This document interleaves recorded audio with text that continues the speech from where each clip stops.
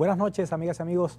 Bienvenidos una vez más a nuestro programa La Gente Quiere Saber, por aquí, por el canal 11 del Zulia. Como cada domingo, estaremos pues llevándoles un programa donde tratamos de que sea de utilidad, que sea un programa de beneficio para ustedes que nos están viendo y siguiendo como cada domingo.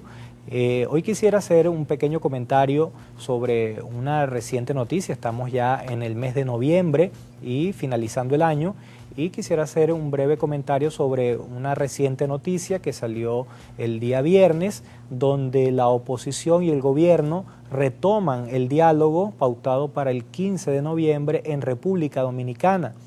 Y por supuesto que felicitamos cualquier iniciativa que propicie el encuentro, que propicie la reconciliación entre los venezolanos, pero a su vez hacemos un llamado para que este diálogo realmente sea de cara al país y cuidando los intereses de los ciudadanos, porque llama mucho la atención y además preocupa, sobre todo en el sector opositor, cómo la oposición constantemente cambia de rumbo o cambia de agenda y la gente cada vez se siente en medio de más incertidumbre y más zozobra, precisamente por una estrategia errática, una estrategia de no constancia, y donde además se han visualizado y se ven fisuras cada vez más dentro de la oposición. Y esto, por supuesto, genera en la gran mayoría que no está inscrita o que no es partidista, sino que es ciudadano común, que simplemente está pasando una situación muy mala, que no se identifica con el gobierno, pues ven esto, que cada vez se les alejan más las esperanzas, cada vez se oscurece más el panorama, precisamente porque la oposición no termina de mantener una ruta establecida, una ruta clara. Entendemos que puede haber diferencias dentro de la oposición, pero debería privar el interés nacional sobre los intereses partidistas y los intereses particulares de cada sector. En ese sentido, creo que la oposición debería finalmente, de manera unitaria, que es lo que la hace fuerte, definir una estrategia única y no estar constantemente cambiando de rumbo o cambiando de estrategia, porque esto al final termina fortaleciendo a quienes se adversa, que es el gobierno. Así que ojalá que este diálogo que se está convocando, esta nueva etapa de conversaciones, tenga un fruto concreto en la población, tenga un fruto concreto en el país, porque lo decía, en esta época ya estamos finalizando el año, la gente lo que más está sufriendo es por la situación económica, por la inflación altísima que se está viviendo en Venezuela, donde el producto en la mañana tiene un precio y en la tarde tiene otro precio, donde ya algunos economistas hablan de que estamos en hiperinflación. Entonces el bolsillo del venezolano es el que está padeciendo de esta terrible crisis que está atravesando el país, y lo que quiere es que al final haya un entendimiento, haya un acuerdo que ojalá, y debe ser así, que pase por la ruta electoral con garantías, una ruta electoral que termine dándole a la gente confianza para participar y que los resultados sean el reflejo real de lo que la gente ha manifestado. Eso es al final lo que se aspira en democracia, poder cambiar a los gobernantes cuando toque, poder renovar las autoridades cuando corresponda, y definitivamente que podamos salir de esta situación de calamidad y de crisis que, repito, está destruyendo la vida de los venezolanos, está destruyéndolo en el punto de vista familiar, con gente que se está yendo del país constantemente, desde el punto de vista económico, donde la gente no puede satisfacer sus necesidades más básicas, desde el punto de vista anímico y emocional, donde la tristeza embarga a los ciudadanos por esta situación terrible que atravesamos, y al final pues los venezolanos lo que aspiramos es superar todas estas crisis, enrumbarnos a un mejor futuro de progreso, de prosperidad, de desarrollo, donde todos tengamos igualdad de oportunidades para superarnos. Ojalá que este nuevo diálogo convocado tanto por el gobierno como la oposición no sea un diálogo para ganar tiempo, no sea un diálogo dilatorio, sino sea un diálogo concreto, con resultados concretos y tangibles para el pueblo. Así que ojalá que esto sea así y que podamos avanzar en la reconstrucción del país. Bueno, amigos, es momento de hacer nuestra primera pausa, y al regreso vamos a tener un invitado muy especial el día de hoy para hablar de estos días religiosos y estos días de feria. Identificamos y regresamos.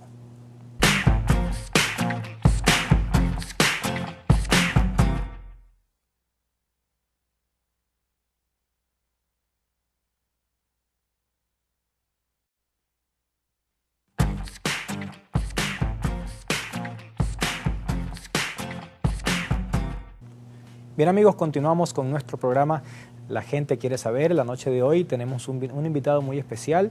Se trata del padre Eduardo Ortigosa, quien es vicario apostólico para la educación, vicario episcopal, vicario episcopal para la educación en la Arquidiócesis de Maracaibo. Además es el director del Instituto Niños Cantores y director de este canal, del canal 11 del Zulia. Bienvenido, padre, gracias por aceptar la invitación.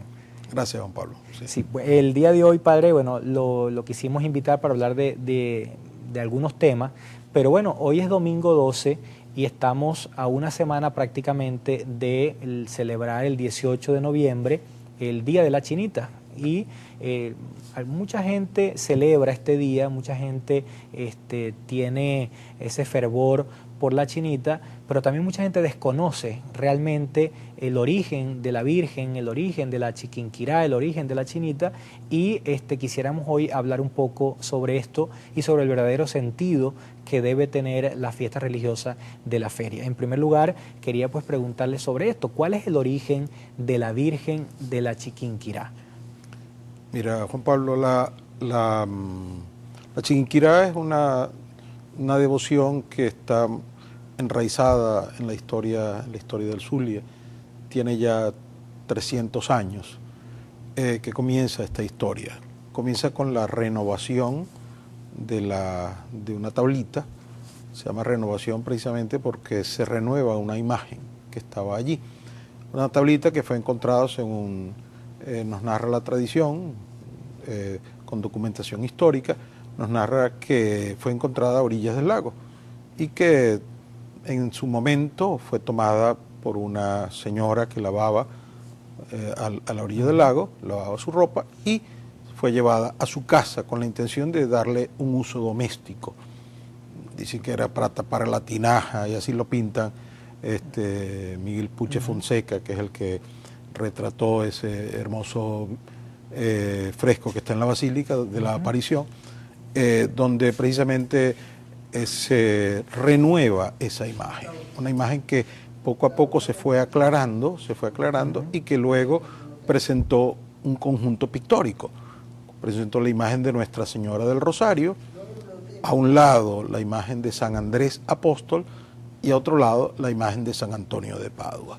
¿Eso está en la misma tablita? Sí, la tablita son tres imágenes. Son tres imágenes. En el centro, Nuestra Señora del Rosario. A un lado, el apóstol San Andrés y a otro lado, es San Antonio de Padua. ¿De dónde viene esa devoción? Viene precisamente de un sitio que tiene ese nombre, Chiquinquirá. Por eso se llama Nuestra Señora del Rosario de Chiquinquirá, en Colombia.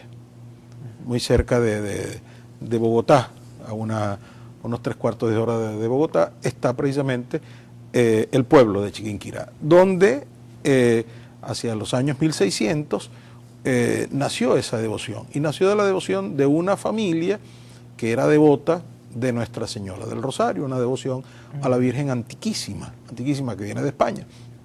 Y precisamente esta familia manda a pintar en un lienzo, manda a pintar la imagen de Nuestra Señora del Rosario, pero el pintor, o sea, los pintores siempre se dan ciertas libertades, el pintor coloca la imagen de San Andrés Apóstol por el nombre, creo que era del patrono, de su patrón, y la imagen de San Antonio porque él se llamaba Antonio. Entonces, a partir de allí comienza una historia donde también entra algo parecido, que la imagen se perdió, luego se encuentra de nuevo, estaba velada, no se veía y se fue renovando y se convirtió en un objeto milagroso en Colombia de gran devoción.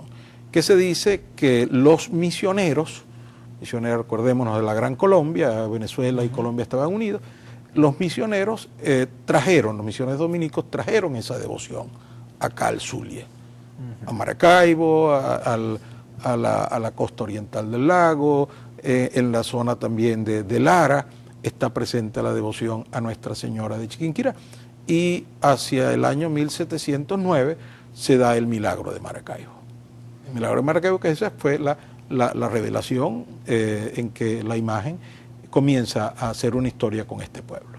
Es decir, primero fue en Colombia, Sí. Tiene la historia en Colombia, luego es aquí en Maracaibo.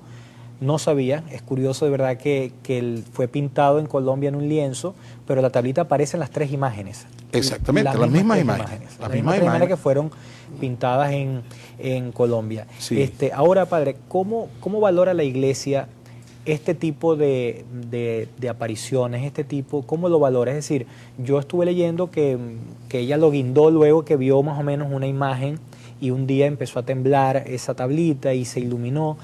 ¿Cómo la iglesia valora para poder decir efectivamente esto es obra de Dios, esto es obra de la Virgen? ¿Cómo es ese proceso? Mira, nuestros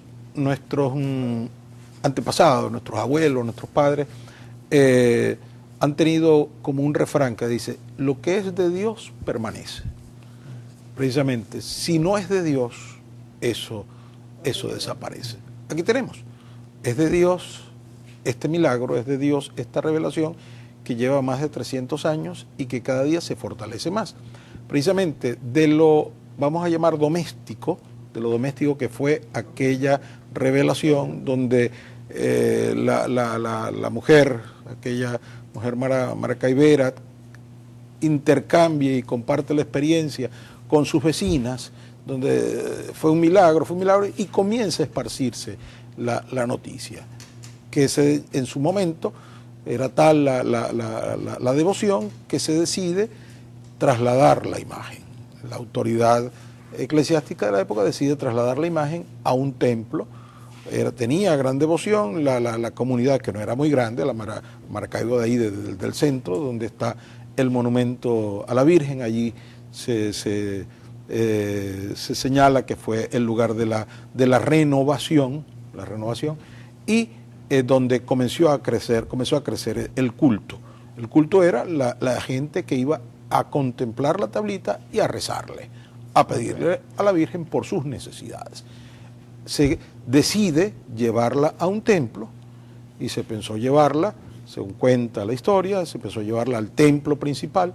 No teníamos catedral en aquel momento, el templo principal era el templo. ¿Porque se puso pesada? Sí, un poco esa tradición que se puso pesada y no fue al templo más importante de la ciudad, sino que deciden llevarla, bueno, vamos a ver si la llevamos a San Juan de Dios, que era una ermita, que era en aquel momento donde pensemos en el centro de Maracaibo, lo que hoy es la catedral, un templo con un estilo neoclásico, luego donde estaba el convento de San Francisco, con todo aquel estilo arquitectónico tan hermoso, luego la capilla de la Inmaculada, lo que es hoy en día la iglesia de Santa Bárbara, y la ermita de San Juan de Dios era una iglesia de techo de paja y paredes de barro, lo que había por el momento. Y la tradición dice que la Virgen, cuando la enfrentaron a San Juan de Dios, se puso liviana. No quiso ir hacia la catedral o hacia el templo más importante, sino al templo de los humildes, porque el sector del Saladillo era como la periferia de la Maracaibo de entonces. Y allí se quedó la Virgen. Y quedó identificada con los más pobres, con los más sencillos, con los más humildes del Maracaibo de entonces.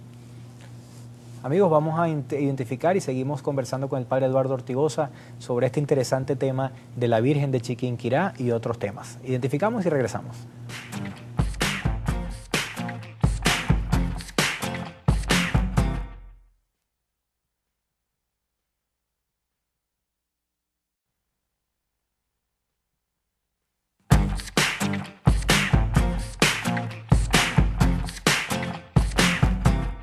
Continuamos con nuestro programa La Gente Quiere Saber. Bueno, y la gente quiere saber mucho sobre todo lo que enmarca la Feria de la Chinita, la Feria de Maracaibo y de nuestra patrona, la Virgen de Chiquinquirá. Rápidamente, padre, el tema de las advocaciones es eso, son distintas vírgenes. ¿Cómo explicar brevemente eso? Porque está la Virgen de Coromoto, por ejemplo, la patrona de Venezuela. Tenemos aquí en el caso de Maracaibo está la Milagrosa, está la Chiquinquirá. ¿Cómo es lo de las advocaciones? Mira, son todos distintos nombres que se le dan a la devoción y a la Madre de Dios, a la Madre de Cristo. Y que esas advocaciones, los nombres, dependen mucho de los lugares donde haya nacido esa devoción, donde haya nacido, como dice, alguna configuración configuración hasta teológica de la Biblia, se sacan cada vez más devociones de la Virgen. ¿Por qué? Porque vemos a la Virgen al lado de Cristo, vemos a la Virgen participando, por ejemplo, del primer milagro de Cristo, vemos a la Virgen que acompaña a la familia y se le van dando diversos nombres, la protectora de la familia, intercesora de los pobres y otras también nacen de los lugares donde de alguna manera se fortalece una devoción. La nuestra, Chiquinquirá, les decíamos, es el lugar donde nace una devoción que luego se traslada acá al Zulia. Y las otras que tenemos, la Inmaculada es un dogma, la Asunción es un dogma, son definiciones de fe que ha tenido la Iglesia, de la que la Virgen es inmaculada desde el momento de su concepción, que la Virgen fue llevada al cielo, la Asunción, en cuerpo y alma. Esas son definiciones, pero hay otras que son María Rosa Mística, la Milagrosa, Nuestra Señora de Fátima, porque es una aparición en Fátima, Coromoto, Nuestra Señora de Coromoto, porque es la aparición de la Virgen al cacique de los indios Coromoto en Guanare, Guadalupe, lo mismo. Entonces, no son distintas, es la misma Madre de Dios a la que le damos distintos nombres. Siempre se habla Nuestra Señora de... O sea, es la misma Nuestra Señora, Madre de Dios, Madre de la Iglesia, a la que le damos también una ubicación geográfica o una ubicación dogmática o relacionada con la palabra de Dios. Padre, ¿cómo se diferencia o cuál es el límite entre el culto religioso y el culto popular? También el tema de los milagros, es decir, uno va a visitar a la Virgen y uno encuentra personas arrodilladas o yendo de rodillas hacia el altar o llevándole alguna ofrenda por algún milagro. ¿Cómo se determina esto? ¿Cómo se valora esto? El tema de la fe, de los milagros, lo popular, lo religioso. ¿Cuál es la diferenciación que hay de esto? Mira, lo religioso es aquello que yo hago, que yo vivo, que yo expreso, que manifiesta mi vinculación con lo divino, mi vinculación con Dios. Nuestra religión católica tiene la centralidad en Cristo. Es una, vamos a llamarla así, una religión cristocéntrica. Nuestra adoración es a Cristo y concretamente a Cristo presente en la Eucaristía, a Cristo presente en los sacramentos. Pero junto con eso, nuestra religión católica también nos presenta modelos de vida cristiana, modelos de cercanía con Cristo. ¿Qué mejor modelo que el de la madre, ¿no? Que conoció a Cristo, que lo educó, que lo acompañó desde el nacimiento hasta la cruz? ¿Qué mejor modelo de fe? ¿Qué mejor modelo de vida cristiana, de ejercicio de la caridad? ¿Qué mejor modelo de esperanza? Los católicos tratamos de imitar y de hacer presente a Cristo a través de la devoción a la Santísima Virgen. Y la manifestamos en nuestra vida cotidiana. Y ahí entra también lo cultural y entra lo popular. Se habla de la religiosidad popular. Y esa religiosidad popular no hay que menospreciarla. Tiene una gran carga de fe y una gran carga de confianza en Dios. Lo que vivimos hace 2 semanas con la bajada de la Chinita.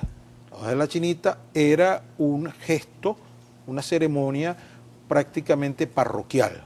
Yo hace unos 30 años fui párroco de la Basílica y cuando hablábamos de la bajada de la Chinita era el comienzo oficial de las fiestas.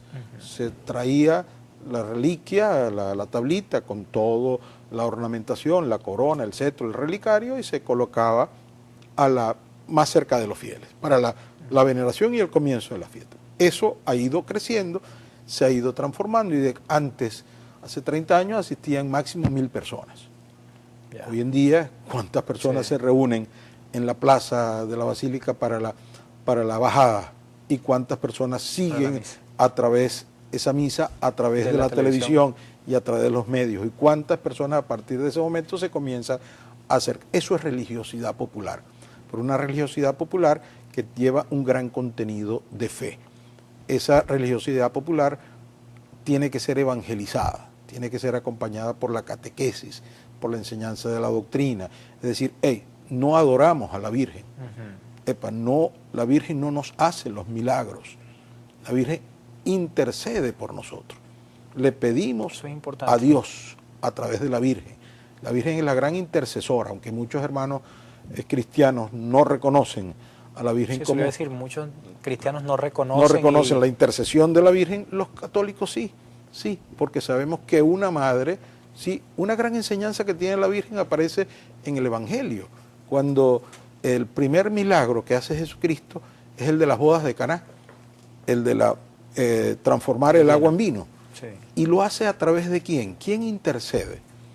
¿Quién se da cuenta de la necesidad? La madre. La Virgen, y le dice a Cristo, no tienen vino. Lo que le está diciendo, mira, el apuro que tienen estos muchachos, se están casando, están celebrando su fiesta de hoy y se les acaba el vino. Pero no fue ella la que... Ella no hizo el milagro. Del agua al vino, pero intercedió para que esto ocurriera. Exactamente, y luego tiene aquella frasecita muy corta donde le dice a los encargados, le dice, hagan lo que Él les diga. Esa es una catequesis. Y a mí me gusta recordarla siempre cuando hablo de la Virgen. La Virgen nos dice, hagan lo que Cristo les diga, lo que Cristo les enseñe. Entonces, en esa religiosidad popular, donde nos reunimos para rendirle culto a la Virgen, donde le llevamos flores, donde la aplaudimos, donde le cantamos gaita, estamos manifestando en ella nuestra fe y nuestra confianza en Cristo, que nos acompaña, que comparte nuestro sufrimiento, que anima nuestras esperanzas, que fortalece nuestras luchas. Y fíjate, una cantidad de nombres nacen precisamente de esa religiosidad popular. Sí, así es. Nombres que le damos a la Virgen. Vamos a identificar, se está yendo demasiado rápido el programa, vamos a identificar y venimos con más.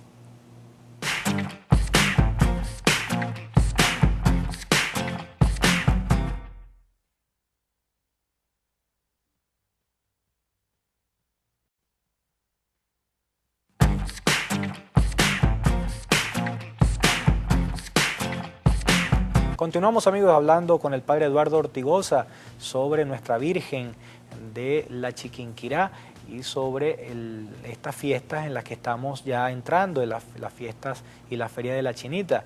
Antes de preguntarle, padre, por cierto, sobre cómo debe celebrarse la Feria de la Chinita, estas fiestas, viendo que esto se ha tergiversado mucho, hay de todo tipo de fiesta o todo tipo de celebración, quisiera saber cómo deberíamos celebrar esto, ¿no? Pero antes quisiera brevemente preguntarle, la tablita que nosotros vamos a visitar constantemente es una réplica.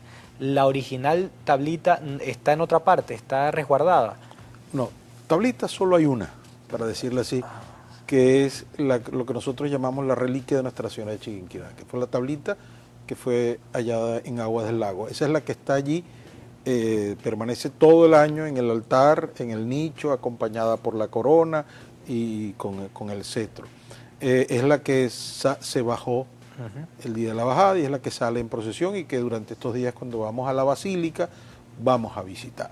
Hay otra serie de réplicas que son modelos donde lo que hay es una estampa. Una estampa idéntica de la tablita, una fotografía muy bien lograda, y que tiene el relicario, un relicario que tiene menos valor que el histórico, que tenemos allí es de 1760 aproximadamente, y es el que de alguna manera se utiliza para las visitas, porque entre cómo ha crecido la devoción, que mucha gente quiere llevar a su casa, sí, a su instituto, a la universidad, a su conjunto residencial, al hospital, a la clínica, o llevarle al enfermo la réplica de Nuestra Señora de Chiquinquirá. Por decir un número, tengo entendido, conversando con el párroco, que solo desde la bajada hasta aproximadamente el Día de la Virgen hay más de 1.500 solicitudes para llevar la réplica y tener allí, como dice, una presencia cercana, claro, de la tablita. La celebración, ¿cómo hemos visto? Bueno, recientemente, y lo digo porque soy parte de la gestión de la alcaldía, bueno, la alcaldesa ordenó que, por ejemplo, el día de la Virgen no hubiese corrida.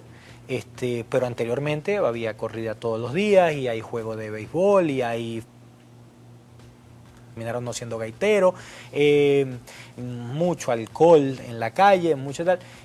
¿Se ha perdido la religiosidad de esta fiesta o se comparte? ¿Cómo poder celebrar correctamente esta fecha? Mira, la Chinita se ha ido convirtiendo no solo en una fiesta religiosa, sino que también ya forma parte de la cultura.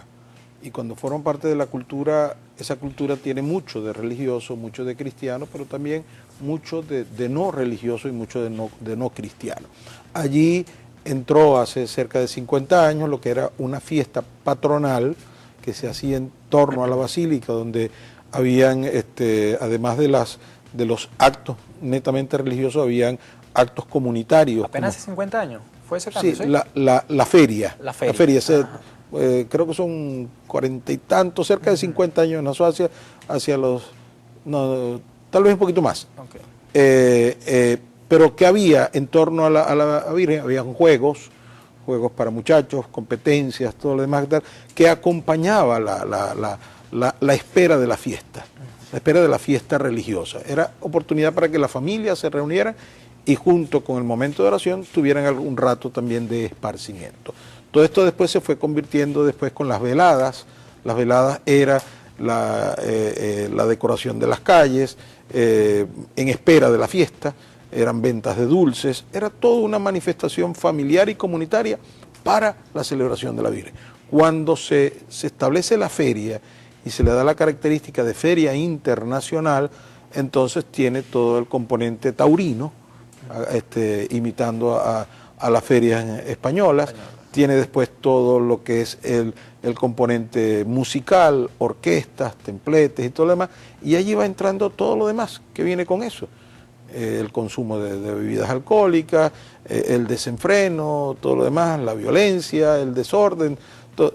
¿Que la iglesia está en contra de la feria? No, nunca ha estado en contra. Lo que está es en contra de los excesos. Exacto. Y que se aproveche una fiesta y una fecha tan importante y pudiéramos decir tan sacrosanta para los zulianos, para los excesos. Excesos que van en contra de la familia, que van en contra de la juventud, que van en contra incluso de la misma ciudad, porque cuánto destrozo se causaba cuando se tenían, por ejemplo, los complejos feriales, ¿no? El complejo ferial en La Padilla, el complejo ferial en El Milagro o el último complejo ferial en Grano de Oro. Cuántas cosas y hasta muertes hubo. Entonces, debe ser lo cultural básicamente lo que debe manifestar ese acompañamiento de los religiosos. Sí, podemos ver en este momento las imágenes de la bajada de la Virgen, un momento muy emotivo, un momento muy emocionante para todos los zulianos, los que hemos tenido la oportunidad de estar allí. De verdad que a uno se le eriza la piel cuando este acontecimiento está ocurriendo y de verdad que se siente el fervor y la emoción en este momento. De verdad que esto es un privilegio que tenemos los zulianos de esto. Así que ojalá que podamos disfrutar de las fiestas, disfrutar de la Virgen de la mejor manera y sobre todo con religiosidad, porque como decía el Padre, no se trata de ir en contra de la fiesta, pero sí es un momento para reflexionar, es momento para la familiaridad, para el perdón, para todos esos sentimientos que son positivos y que sanan el corazón. Yo creo que esto es bien importante y ojalá que así se celebre la Feria de la Chinita. Padre, yo quería también aprovechar su presencia para hablar de también un tema que está en el tapete todos los días, que es el tema político. El tema político y donde la Iglesia tiene un rol muy importante desde hace tiempo, donde incluso el Papa Francisco, a mi juicio, ha sido injustamente criticado por sectores de la oposición, por sectores del gobierno, por su posición. Quisiera saber primero cómo es el manejo de la diplomacia vaticana, para que los que nos están viendo sepan por qué de pronto el Papa no dice Maduro vete ya, o el Papa no dice opositores pónganse de acuerdo, sino que tiene una posición como un Estado. ¿Cuál es cómo funciona la diplomacia vaticana en este sentido? Mira, la diplomacia vaticana pudiéramos decir que es de las más antiguas que existen, ¿no? Y que la que tiene mayor experiencia a nivel universal. Cuando hablamos de un nuncio apostólico o un legado vaticano, un legado pontificio, estamos hablando que detrás de esa persona y de la función de esa persona hay siglos de experiencia. Que cuando al Papa le piden ambas partes, le pide la oposición y le pide el gobierno que sirva de mediador en Venezuela entre las partes para lograr un diálogo que favorezca la paz, el Papa se compromete porque ve las necesidades, pero el Papa pone condiciones. ¿Cuáles son las condiciones? En primer lugar, el respeto; en segundo lugar, el reconocimiento de las partes; y en tercer lugar, el cumplimiento de los acuerdos. El Papa envió a delegados de primera importancia a ese diálogo. Pero el Papa también es un observador, y recordemos que hoy en día tenemos un Papa latinoamericano, sí, que habla nuestro lenguaje y que comparte nuestra cultura. Y precisamente cuando el Papa en algún momento señaló, bueno, que la oposición se una, porque parece que hay algunas diferencias entre la oposición. Bueno, ardió Troya, sí, en la oposición venezolana, que con el paso de un año, año y medio, que se ha comprobado que la oposición venezolana no estaba unida. Así es. Que por supuesto el Papa le ha pedido al gobierno venezolano que cumpla los acuerdos, porque el gobierno no los ha cumplido, y tenemos que decirlo así, claro. No ha cumplido con los acuerdos de favorecer la atención de la grave crisis sanitaria que hay en Venezuela, el hambre y la salud. Entonces, el gobierno no lo ha facilitado. El canal humanitario no lo ha cumplido. No lo ha cumplido, no ha cumplido el canal humanitario. No ha cumplido con la solicitud a la que se llegó en ese primer momento de la mesa de diálogo de la liberación de los presos políticos. ¿Dónde están los presos políticos?